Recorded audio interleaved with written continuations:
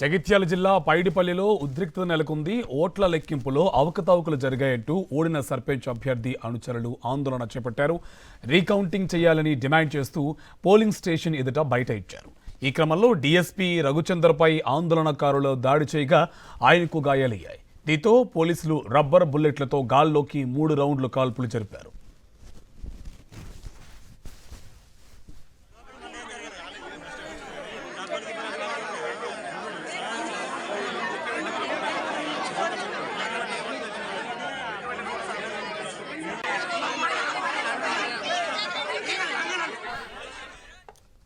జగిత్యాల జిల్లా పైడిపల్లిలో ఉద్రిక్తత నెలకొంది. ఓట్ల లెక్కింపులో అవకతవకలు జరిగాయంటూ ఓడిన సర్పంచ్ అభ్యర్థి అనుచరులు ఆందోళన చేపట్టారు. రీకౌంటింగ్ చేయాలని డిమాండ్ చేస్తూ పోలింగ్ స్టేషన్ ఎదుట బయట ఇచ్చారు.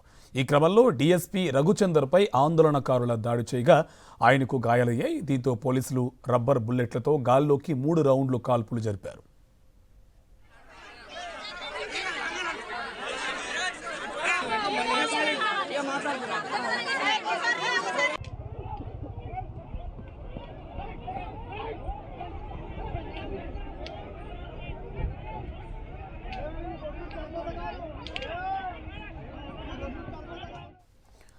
జగిత్యాల జిల్లా పైడిపల్లిలో ఉద్రిక్తత నెలకొంది. ఓట్ల లెక్కింపులో అవకతవకలు జరిగాయంటూ ఓడిన సర్పంచ్ అభ్యర్థి అనుచరులు ఆందోళన చేపట్టారు. రీకౌంటింగ్ చేయాలని డిమాండ్ చేస్తూ పోలింగ్ స్టేషన్ ఎదుట బయట ఇచ్చారు. ఈ క్రమంలో డీఎస్పీ రఘుచందర్పై ఆందోళనకారులు దాడి చేయగా ఆయనకు గాయాలయ్యాయి. దీంతో పోలీసులు రబ్బర్ బుల్లెట్లతో గాల్లోకి 3 రౌండ్లు కాల్పులు జరిపారు.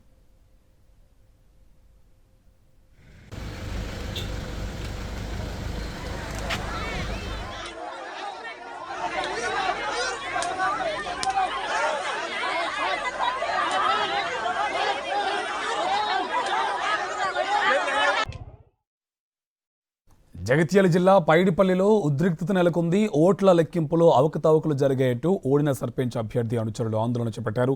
దీనికి సంబంధించి పూర్తి డీటెయిల్స్ మా కరెస్పాండెంట్ రమణ మనకి అందిస్తారు. రమణ, డీటెయిల్స్ ఏంటి? పరిస్థితి ఉద్రిక్తంగా కనిపిస్తుంది. రబ్బర్ బుల్లెట్లతో కాల్పులు జరిపినట్టు మనకి ఇన్ఫర్మేషన్ ఉంది. డీటెయిల్స్ ఏంటి? అంటే మొత్తాన్ని జగిత్యాల జిల్లా వెల్గటూరు మండలం పైడిపల్లిలో నేను రాత్రంతా కూడా ఒక ఉద్రిక్తమైన వాతావరణం చూసాం.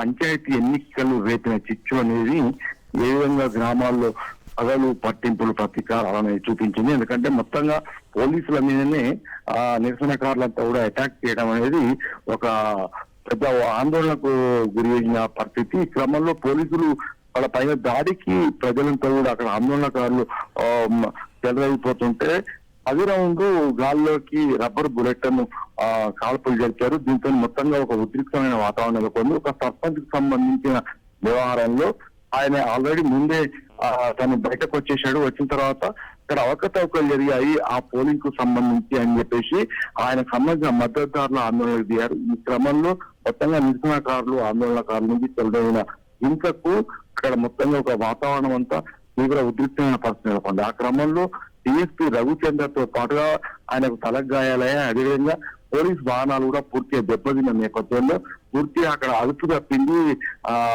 ఆ సిచ్యువేషన్స్ లో పోలీసులు గాల్లోకి కాల్పులు జరిపినట్టు చెప్తున్నారు. మొత్తంగా దీనిపైన అసలు ఎందుకు ఈ విధంగా గాల్లోకి కాల్పులు జరపాల్సిన పరిస్థితి వచ్చిందని కూడా ఇంకా పోలీసులు ఎక్స్ప్లెనేషన్ ఇవ్వాల్సి ఉంది. అయితే మొత్తంగా ఒక సున్నితమైన వాతావరణం మాత్రం మనకు పైడిపల్లిలో కనిపించింది.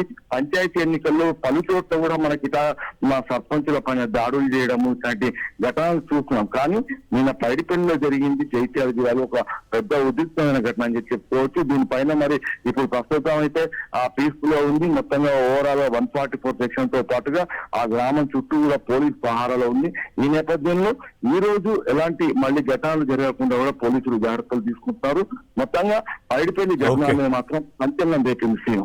Right, thank you Ramana.